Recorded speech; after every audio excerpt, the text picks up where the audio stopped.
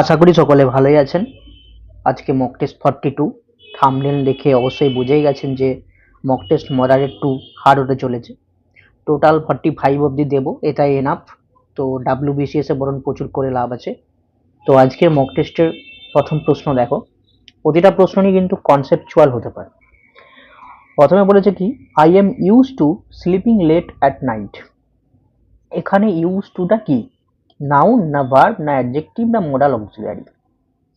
তো প্রথমে দেখো, ধরো আমি একটা সেন্টেন্স লিখছি, সেটা লিখলাম যে সি ক্যান রান ফাস্ট। যখন একটা সেন্টেন্সে দুটো ভার্ব থাকে, তো এখানে ক্যান একটা ভার্ব আর রান একটা ভার্ব, তো সেখানে মনে রাখতে হবে যে প্রথম যে ভার্বটা থাকে সেটা হয় মোডাল ভার্ব, আর সেকেন্ড যে ভার্বটা থাকে সেটা হচ্ছে মেন ভার্ব। ঠিক আছে? আর এই সেন্টেন্সে যদি একটা ভার্ব থাকতো তাহলে ওটাই হতো মেন ভার্ব। ঠিক আছে? এরপরে কি হয়, 12টা টোটাল মোডাল ভার্ব রয়েছে, কিন্তু ওই 12টা মোডাল ভার্বের মধ্যে 3টে মোডাল ভার্বের কিন্তু কিছু স্পেশালিটি রয়েছে। সেটা কি?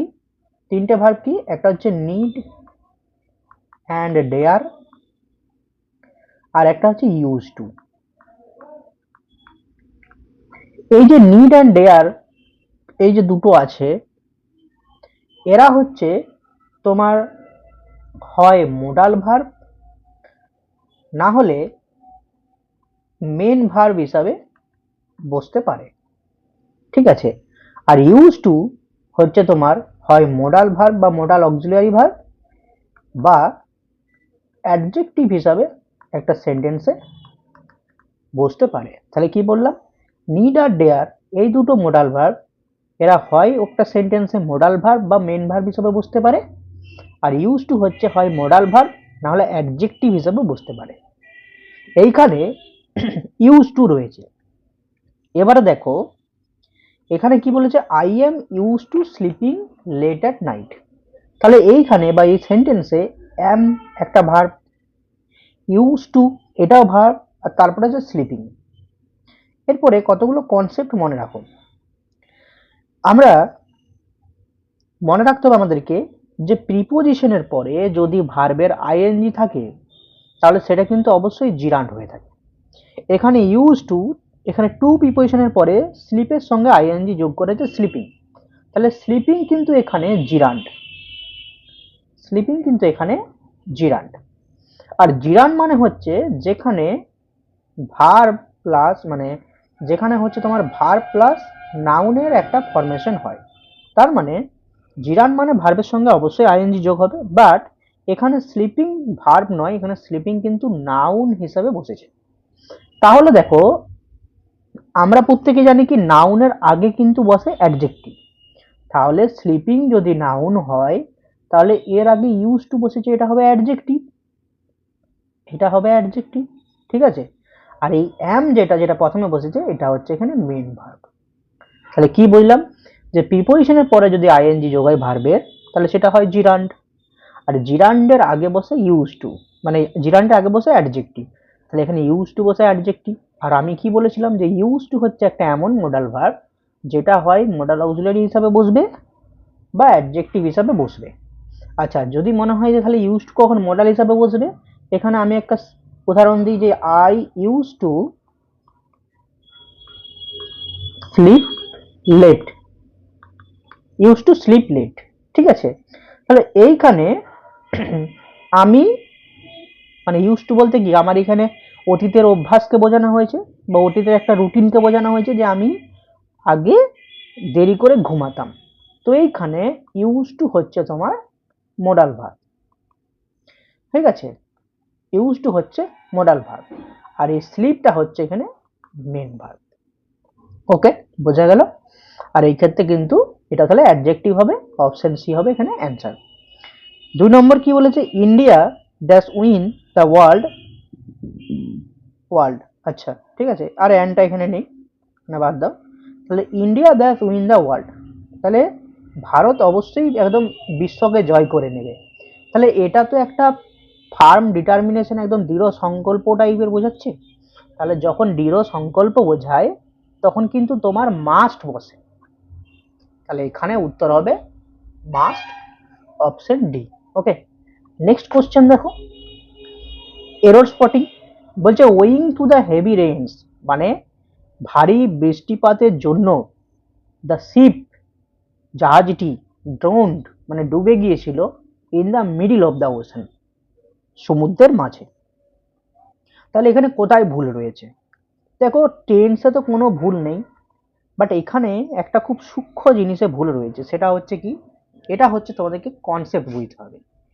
দেখো যদি তোমার কোনো নির্জীব বস্তু হয়, নির্জীব বস্তু মানে নিউটার জেন্ডার, যার মধ্যে কোনো রকম প্রাণ নেই, তো সেই ক্ষেত্রে কিন্তু ড্রাউন্ড কথাটা ব্যবহার হয়, সেখানে হয় সিঙ্ক মানে ডোবা।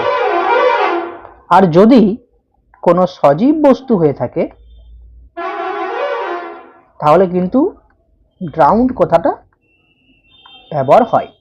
তো এখানে জাহাজ যেহেতু নির্জীব বস্তু, তো এখানে ড্রাউন্ড হবে না, এটা হবে সিঙ্ক থেকে এখানে স্যাঙ্ক হবে, কারণ এখানে তোমার হচ্ছে ডুবে গিয়েছে আগে, তো তাই স্যাঙ্ক হবে। তাহলে এখানে ভুল ছিল, এখানে ড্রাউন্ড হবে না, এটা স্যাঙ্ক, সিঙ্ক থেকে স্যাঙ্ক হবে।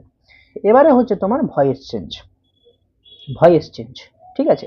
দেখো কি বলেছে, কুইনাইন টেস্টস বিটার, তাহলে এখানে কুইনাইন কিন্তু সাবজেক্ট, হ্যাঁ মানে নাউন, এটা টেস্ট হচ্ছে ভার্ব, কিন্তু বিটার কোনো এখানে কিন্তু অবজেক্ট নয়, এটা কিন্তু বিটার মানে হচ্ছে তেতো, তাহলে তেতো হচ্ছে তোমার গুণ বোঝাচ্ছে, তাহলে এটা অ্যাডজেক্টিভ।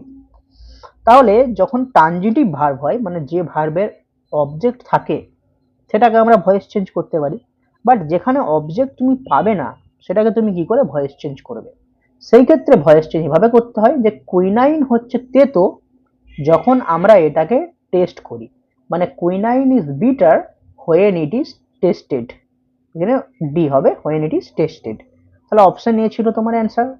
নেক্সট প্রশ্ন দেখো, বলছে all that's well at home. আচ্ছা প্রত্যেকেই জানো যে এভরিওয়ান, হ্যাঁ একইভাবে এনিওয়ান,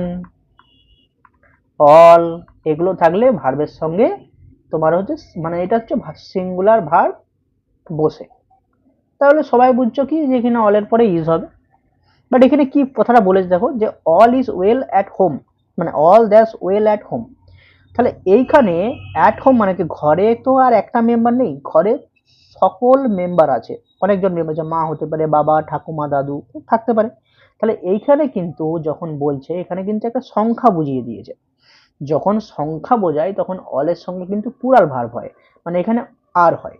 বাট যদি এখানে পুরো আইডিয়াটাকে সমগ্র বোঝাতো তাহলে সেক্ষেত্রে কিন্তু এটা সিঙ্গুলার ভার্ব হতো। যেমন হচ্ছে তোমার ধরো আমি যদি বলতাম যে অল ইজ ওয়েল, মানে সবাই ভালো, সবাই ভালো, বাট এখানে কোনো সংখ্যা বোঝাইনি, বাট এখানে এখন আমি ঘরের কথা বলেছি, ও কিন্তু আমি ফ্যামিলি মেম্বার বোঝাচ্ছি, এখন ফ্যামিলি মেম্বার মানে সেখানে একটা সংখ্যা বোঝাচ্ছে, তার জন্য কিন্তু এখানে অপশন সি আর হবে। ওকে, নেক্সট দেখো 6 number,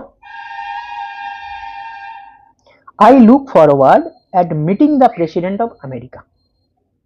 I look forward at meeting the president of America, এখানে কি হবে, এদের জায়গায় টু মিটিং হবে না টু মিট হবে না মিট হবে, নাকি এটা কোনো ইমপ্রুভমেন্টের দরকার নেই? দেখো ফরওয়ার্ড মানে লুক ফরওয়ার্ডের পরে কিন্তু টু প্রিপোজিশন অবশ্যই বসে, আর লুক ফরওয়ার্ড টু মানে টু প্রিপোজিশনের পরে কিন্তু ভার্বের আইএনজি হবে, তাহলে ভার্বের আইএনজি হবে, তাহলে এখানে অপশন হবে অপশন এ মানে টু মিটিং।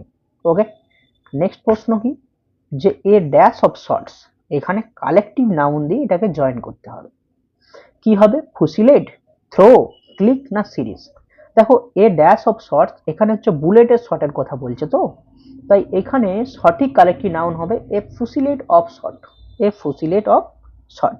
ওকে, 8 নম্বর দেখো, এখানে বলেছে কি অ্যাপ্রোপ্রিয়েট প্রিপোজিশন দিয়ে এটা জয়েন করতে হবে, বলছে today students should be reconciled dash the way of things are changing. এখানে অ্যানটা একটু টাইপিং বসেছে, কি today student should be reconciled dash the way of things are changing, মানে রিকনসাইল্ড কথার অর্থ হচ্ছে খাপ খাওয়ানো, মানে আজকের দিনে সমস্ত বস্তু বা সিচুয়েশনগুলো বা যে কোনো জিনিসের পড়াশোনা থেকে শুরু করে সবকিছু তো পরিবর্তিত হচ্ছে, তাহলে স্টুডেন্টদেরকে কিন্তু এর সঙ্গে খাপ খাওয়ানো উচিত। এবারে রিকনসাইল্ড এর পরে অ্যাপ্রোপ্রিয়েট প্রিপোজিশন বসে উইথ, তো এখানে উত্তর হবে option A with. Okay, next প্রশ্ন দেখো, অ্যান্টোনিম অফ ইন্টেনশনাল। ইন্টেনশনাল কথার অর্থ হচ্ছে যেটা ইচ্ছাকৃত, ইচ্ছাকৃত। ওকে, অপশন এ অ্যাক্সিডেন্টাল, মানে যেটা হঠাৎ করে অ্যাক্সিডেন্ট হয়ে যায়, অ্যাক্সিডেন্টাল মানে হঠাৎ করে যেটা হয়ে যায়, তোমার ইচ্ছাকৃত নয়, অনিচ্ছাকৃত যেটা হয়ে যায় সেটা। অপশন বি আনডিসাইডেড, আনডিসাইডেড মানে কি, যেটা সিদ্ধান্তহীন। আচ্ছা, বা ইংলিশে যদি বলি আনরিজলভড, যেটা তুমি সিদ্ধান্ত নাওনি বাট হয়ে গেছে সেটা তোমার সাথে। কনসেন্ট্রেটেড মানে কি, মানে একাগ্র, বা ইন্টেন্ট, বা ইন্টেন্ট। আর ব্রোকেন মানে ভাঙা, ভাঙা। তাহলে এখানে ইচ্ছাকৃত, অপশন এ অ্যাক্সিডেন্টাল মানে অনিচ্ছাকৃত হবে এখানে সঠিক অ্যান্সার, কারণ এখানে কি বলেছিল বিপরীত শব্দ অ্যান্টোনিম। 10 নম্বর বা লাস্ট প্রশ্ন কি বলেছে, a wise man profits the mistakes of others. তাহলে একজন জ্ঞানী ব্যক্তি অন্যদের ভুল থেকে লাভ উঠায় বা শেখে। তো এটাকে বলেছে কি অ্যাপ্রোপ্রিয়েট প্রিপোজিশন দিয়ে জয়েন করতে।